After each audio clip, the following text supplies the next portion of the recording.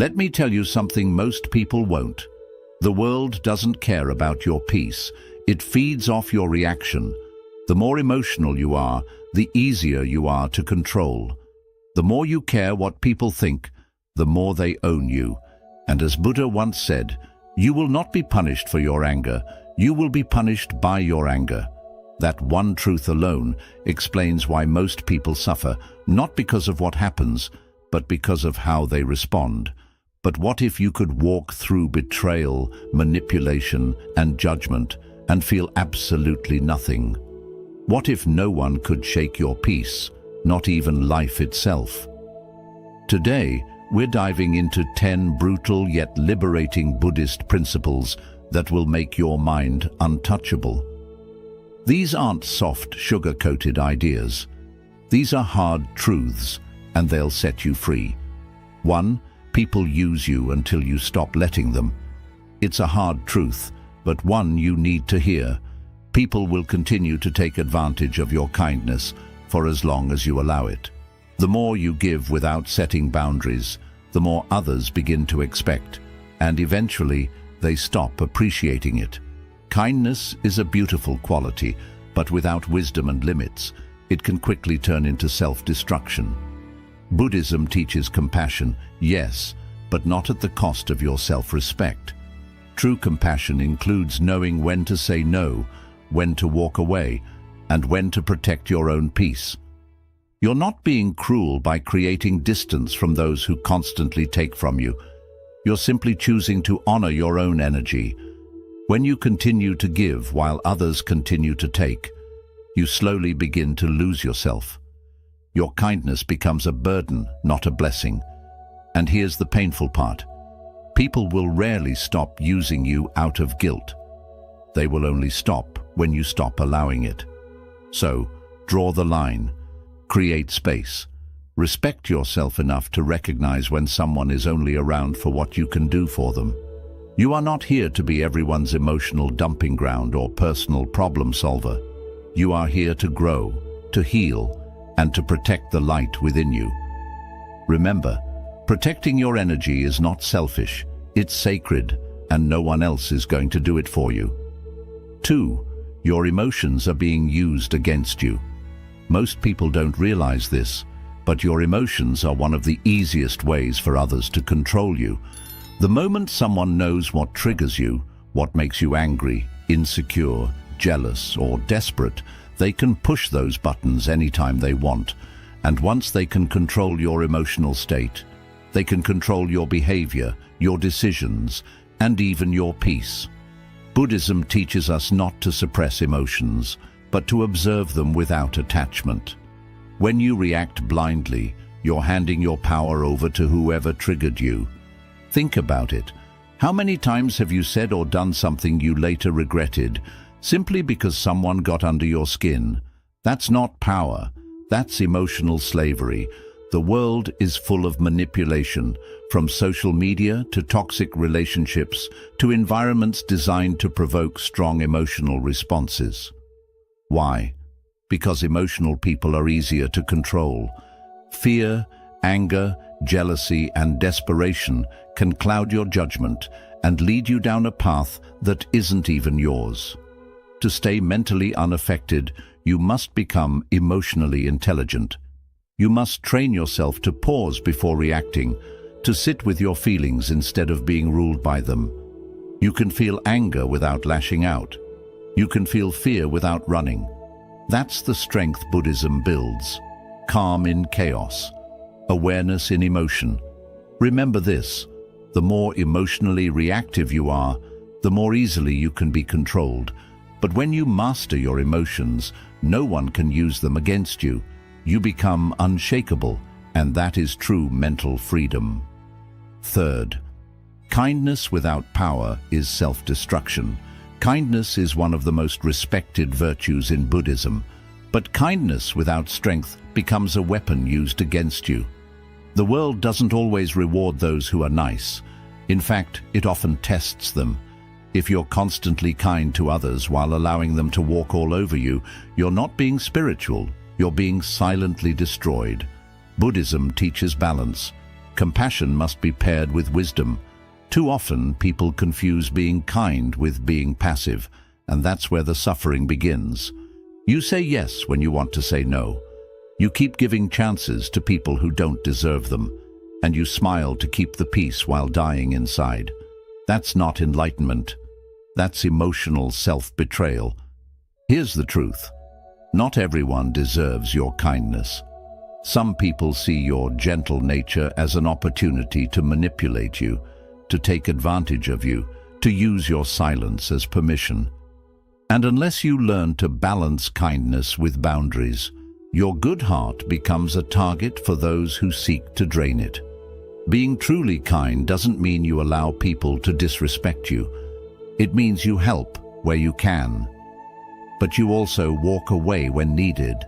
It means you speak with softness, but not at the cost of your self-respect. True power is when your heart is kind, but your spine is unbreakable. So remember, kindness should not come from weakness, fear, or guilt. It should come from confidence, strength, and clarity. When you are kind from a place of power, no one can misuse it, and your peace remains intact. 4. Most people secretly want you to fail. This is a truth many people feel but are too afraid to admit. Not everyone is happy when you succeed. In fact, some of the people closest to you may secretly wish for your downfall. They smile in front of you. But behind the mask, there's quiet envy, comparison, and even resentment. Buddhism teaches non-attachment not just to material things, but to people and their opinions. Why? Because human nature, when unchecked, often leans toward jealousy. The moment you begin to rise, emotionally, spiritually, or materially, it shines a light on other people's insecurities. Your growth becomes a silent reminder of where they've remained stuck. And instead of being inspired, many would rather see you pulled back down. This is why the Buddha often spoke about the dangers of surrounding yourself with the wrong people, people whose intentions are not as pure as their words. You don't need loud enemies to fall. Sometimes all it takes is silent ones, disguised as friends, family, or even well-wishers, to plant doubt, to withhold support, to quietly hope you stumble. The lesson: protect your energy by being selective with who you share your dreams, plans, and progress with. Not everything needs to be announced. Let your growth be private, your peace be sacred, and your progress speak for itself. Understand this: your success will test people's character more than your failure ever will. And that's okay. You're not here to be liked by everyone. You're here to rise, with or without applause. So walk your path with awareness, not bitterness. And remember, a peaceful mind needs no crowd. It needs clarity, solitude, and a circle that doesn't get smaller when you shine. 5. Not everyone deserves access to you. Your time, your energy, your presence, these are sacred. But the painful truth is that many people treat them like they're disposable. Not because they're evil, but because you've made yourself too available. The more accessible you are to everyone, the more invisible your value becomes. Buddhism teaches mindfulness, not just of your thoughts, but of your space. Who you allow into your life affects your inner peace. Every person carries energy. Some uplift you, others drain you. Some bring calm, others bring chaos. If you're not careful, you'll find yourself mentally exhausted, not because of life, but because of the people you've allowed too close. You are not required to be everything for everyone. You don't owe anyone unlimited access to your emotional energy, your kindness, or your attention. Setting boundaries isn't being rude, it's being wise. Just like a temple is not open 24/7 to every passerby, your mind and soul deserve the same protection. And here's something many struggle to accept. Sometimes you have to distance yourself from people you care about because they no longer align with your peace. You can love someone and still recognize they are not healthy for your mind. Buddhism teaches non-attachment, even to people. It's not about cutting everyone off. It's about choosing who aligns with your growth. So protect your circle. Let your presence be earned, not exploited. You are not an open door, you are a sacred space. And not everyone deserves the key. 6. Comfort is a trap disguised as safety. Most people think comfort equals peace. But in truth, comfort is often the quiet killer of your potential. It feels good, it feels safe, it feels familiar. But that's exactly why it's dangerous. Because what feels easy in the moment often leads to regret later. Buddhism teaches us that everything is impermanent, always changing, always shifting. But when you cling to comfort, you resist that natural flow. You begin to fear change, avoid challenge, and settle for less than you're capable of. Slowly, your dreams shrink, your courage fades, and your spirit dulls. And the worst part, you won't even notice it happening until it's too late. Growth doesn't come from doing what's easy. It comes from discomfort, from showing up even when you're scared, from facing situations that stretch your limits. And that's what the Buddhist path is all about. Stepping beyond the illusions of ease and stepping into awareness. Just like still water becomes stagnant, so does the human soul, when it avoids the unknown. The comfort zone is not your friend. It's your silent prison. It convinces you that safety is more important than purpose, that stability is more valuable than self-discovery. So the next time something feels too comfortable, ask yourself, is this peace? Or is this paralysis? You were not meant to play small. You were meant to evolve. True inner peace doesn't come from avoiding difficulty. It comes from growing through it, not a knife. Rejection hurts. 7. Rejection is a mirror, not a knife. There's no denying that. Whether it's from someone you love, a job you wanted, or a dream that didn't unfold, it can feel like a personal attack, like a knife cutting into your worth. But here's what Buddhism teaches us. Rejection is not here to break you. It's here to reveal you. Every rejection is a mirror. It reflects something back at you. Your attachments, your expectations, your hidden insecurities. The pain you feel isn't just about the rejection itself. It's about what you attached your identity to. You believe that without this person or this opportunity, you were less. And that's where suffering begins. Not from the event, but from how deeply you tied your self-worth to it. Buddhism teaches non-attachment, and this applies especially to outcomes and validation. When you're attached to a specific result, rejection feels like failure.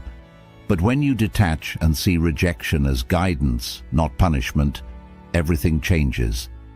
You begin to realize that what didn't work out may have saved you, that closed doors protect you just as much as open ones do. Rejection also teaches you who you are without external approval. It strips away the illusion and forces you to confront your raw, unfiltered self.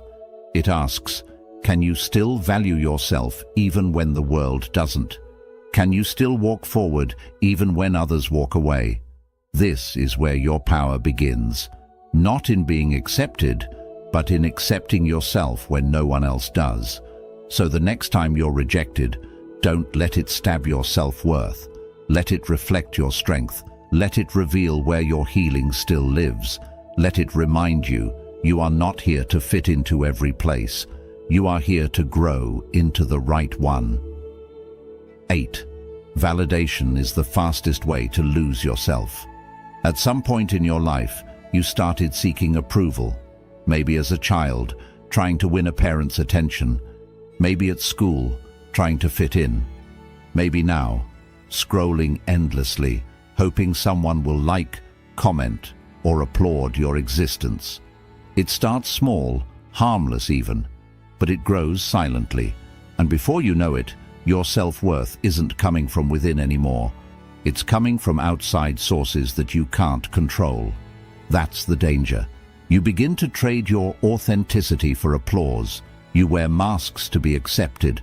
You adjust your personality to be liked. You hold your tongue to avoid judgment. You post what people want to see. You say what others want to hear. And in that quiet exchange, piece by piece, you disappear. Buddhism teaches us that freedom begins when we stop clinging. And one of the deepest attachments is the attachment to being liked, to being approved of, to being told you're good enough. But here's the truth. If you constantly seek validation, you're living a version of your life that isn't even yours. You're building your identity on shifting ground, other people's moods, opinions, biases, and insecurities. And that foundation, it will collapse. Because no matter how hard you try, you will never be enough for people who don't even know who they are. Ask yourself, what parts of me have I silenced just to be accepted? What dreams have I buried to stay normal? What truths have I hidden because I feared being alone? That's how you lose yourself, not all at once, but in small daily compromises. Validation is a trap because it feels good for a moment. It gives you a dopamine hit. It comforts your ego, but it also turns you into a prisoner of people's approval. And the day they take it away, which they always do, you are left empty, anxious, and unsure of who you even are without their applause. Buddhism teaches us to walk the middle path, a life of balance and awareness. It does not say we should ignore praise, but it warns us not to depend on it. Because the person who stands in their truth without needing to be understood is free. The day you stop chasing validation is the day you start to heal. You begin to speak your truth, even if your voice shakes. You begin to live your purpose, even if no one supports you. You begin to dress, think, speak, and exist in line with your soul, not society, and that is where peace begins. You do not need to prove anything to anyone, not your worth, not your intelligence, not your goodness, not your success. You are not here to be liked by everyone. You are here to be deeply, openly, fully yourself. The moment you stop needing their approval, you take your power back.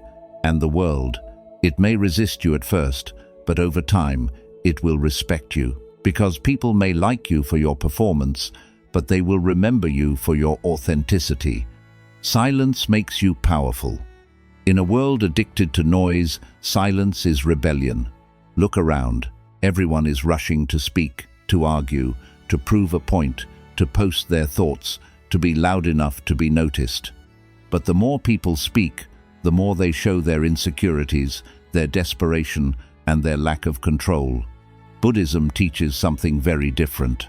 The most powerful voice is often no voice at all, because silence is not the absence of sound, it is the presence of power. When you are silent, you are not pulling away.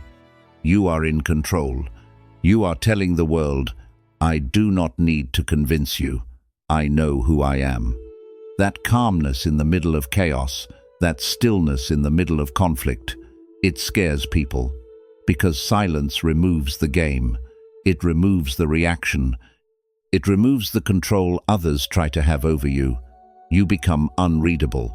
And unreadable people cannot be controlled. Let this truth sink in. The louder someone is, the more they reveal. They show their fears, their insecurities, their emotional wounds. But the one who stays quiet, they stay in control. They reveal nothing, and in that nothing, they hold everything. That is why silence is feared. Because it forces people to face themselves, their guilt, their intentions, and the discomfort of not being able to predict or provoke you. Buddhism teaches us to respond, not react. And sometimes the best response is no response at all. Not because you are weak, but because you have risen above the level of the conversation.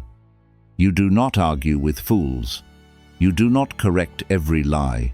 You do not chase every misunderstanding. Why? Because peace is more important than proving a point. When you practice silence, you protect your energy, your mind, and your spirit. You stop wasting time explaining yourself to people who never wanted to understand you. You do not drain yourself defending your actions to those who already made up their minds. You stop performing for a world that is not even paying attention. And what happens next? You start to observe more. You begin to understand human nature more deeply. You start hearing what is not being said. You see people's intentions. You notice manipulation. You sense dishonesty without a single word being spoken. Why? Because silence sharpens your intuition.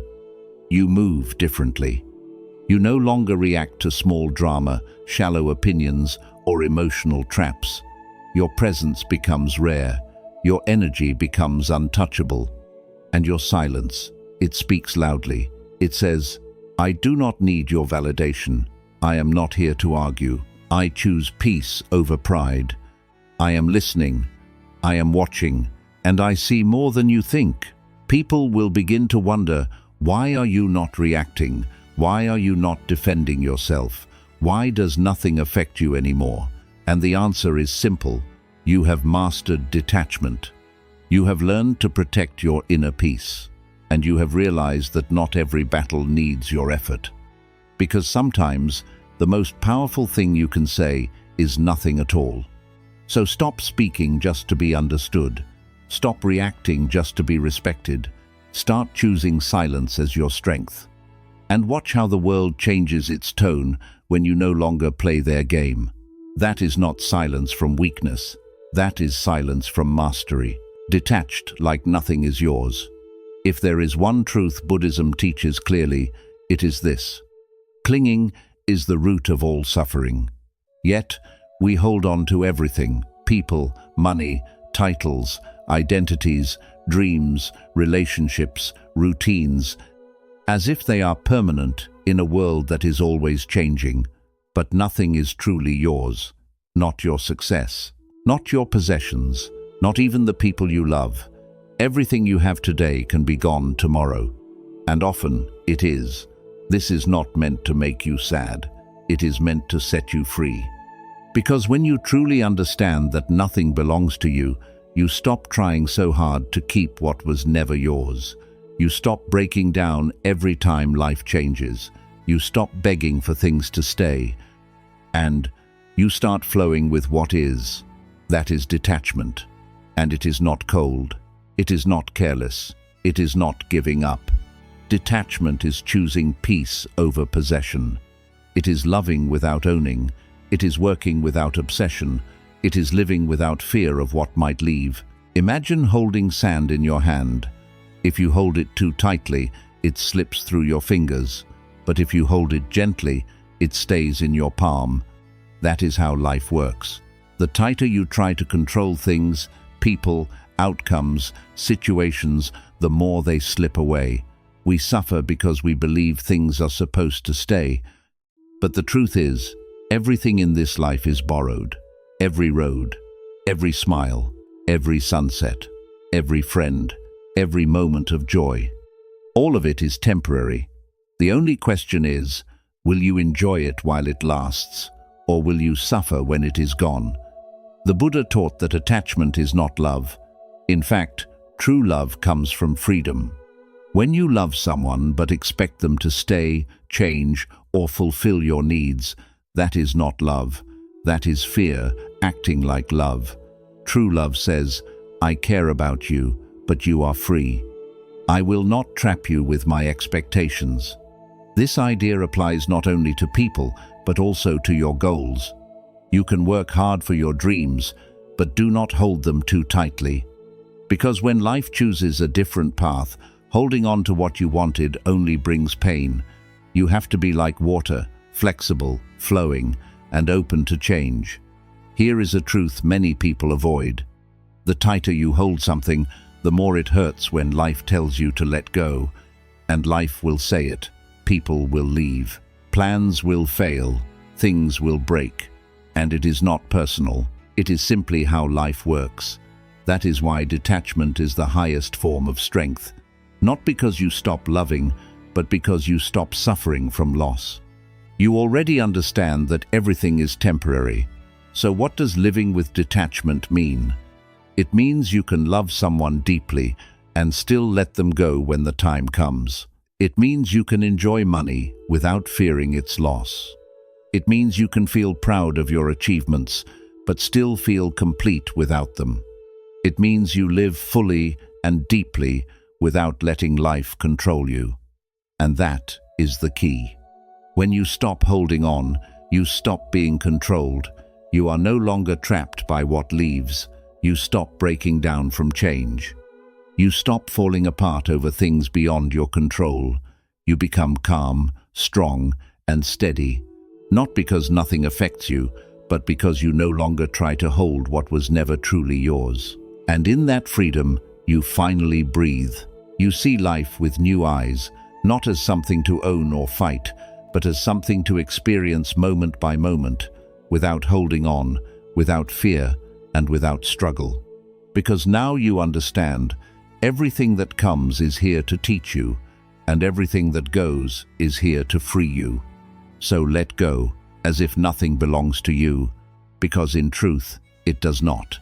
But in that space, you will find everything. Heal quietly. Not everyone needs to see your pain. In a world where everything is shared, there is something powerful about staying silent in your struggle. People often tell you to speak out, share, and be open. And while honesty matters, there is wisdom in keeping some things private. Buddhism teaches that healing is personal, a slow and quiet journey of the soul. Not everyone needs to know what you are going through. The truth is, most people do not really care. Sadly, some may use your pain against you by judging, gossiping, or quietly enjoying your fall. Here is a hard truth. Some people do not listen to help. They listen to feel better about their own lives. When you share your pain with the wrong people, you give them a story they might twist, mock, or use. You give them access to parts of you they do not deserve. And by doing that, you slow your own healing, not because something is wrong with you, but because your space is not safe. That is why Buddhism teaches retreat, reflection, and being alone. When you sit with yourself, without noise, without pretending, without needing to be seen, you begin to hear your real self. You start to understand your pain, not through pity, but through awareness. You do not need the world to see your scars to prove you have grown. Some of your biggest changes will happen in silence, without attention, without anyone knowing, and without being fully understood. You heal in silence, not because you are hiding your pain, but because you are protecting it like a wound that needs time. Your feelings need a calm space to rest. Not everyone should have a front row seat to your healing. Here is the shift. When you rise, quietly, calmly, completely, you will not need to explain how you got there. Your peace will show it. Your energy will feel different. Your presence will change. The people who once saw you broken will feel something they cannot explain, but they will know you are not the same. So do not rush to prove your healing. Do not overshare just to be understood. Do not give your pain to those who have not earned your trust. Sit with yourself. Heal quietly. Rebuild in private. Because your growth is personal, and not everyone needs to see your comeback. You do not need to shout to show strength. You do not need revenge to succeed, and you do not need approval to know your worth. Just live by these 10 truths, and you will move through life calm, steady, and at peace. If this video gave you clarity, like, comment, and subscribe for more real inner wisdom. And let me know in the comments which truth connected with you the most today. Until next time, stay calm, stay sharp, and stay untouchable.